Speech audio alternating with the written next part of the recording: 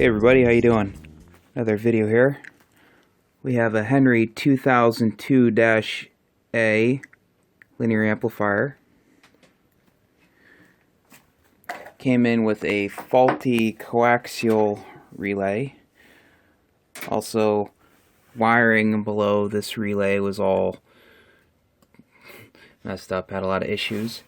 So, I ended up removing the relay. This relay, well, the old relay used to be soldered right to this board. So I actually unsoldered it, cleaned up all the connections on the board, installed a socket. So now we can replace this relay by unclipping it and clipping a new one in. These are prone to failing, wearing out. So originally I had a filter, did not come to me with the filter. So the stock cable assembly that would go out to the output connector was missing. So I ended up ordering a replacement coaxial relay from Henry Radio. Ended up mounting it to the back wall. It's the common connection right there. So reused the jumper that came off the relay. Goes to the output relay, and also the jumper between the RF deck and the output relay. So also had a failure with the low voltage supply that feeds the TR relays. The secondary is open. One of the coil connections had shorted, which took out the transformer. So I went ahead and changed the two diodes, and I mounted a new transformer, slightly bigger. Came out of a Henry RF generator. This one has a 240 coil. This one had a 120 coil.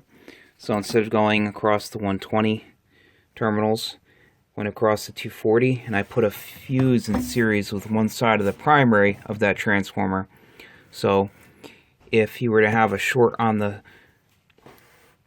supply again after the rectifier, it'll take that fuse out and save the transformer. I advised that at some point he should change the filter caps. He said he'll do that on his own. I also made a cover that covers the safety cover where the terminal strip is to change from 120 to 240. Also added a strain relief for the line cord. Here's a better look at the new output connector. This is just the jumper I was using to test it. I plugged up the old hole. Fortunately, this wouldn't have fit down there. Neither would a double barrel. I thought about like a barrel connector. I couldn't find that shroud type connector that covers the shield. It's important to have the output coax totally shielded. You don't want to use a regular N,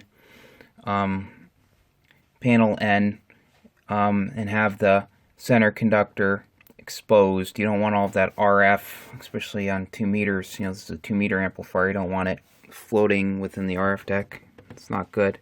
Here's the time delay relay. This is a 3CX800 tube, so has the delay before you can key it. So that's about it. Came out really nice. Does over 1 kW PEP, great amplifier. It's all set, ready to go. So that's about it. 2-meter Henry 2002-A. So thanks for watching. Any questions, feel free to drop me a call. Phone number's on my website. Have a blessed day.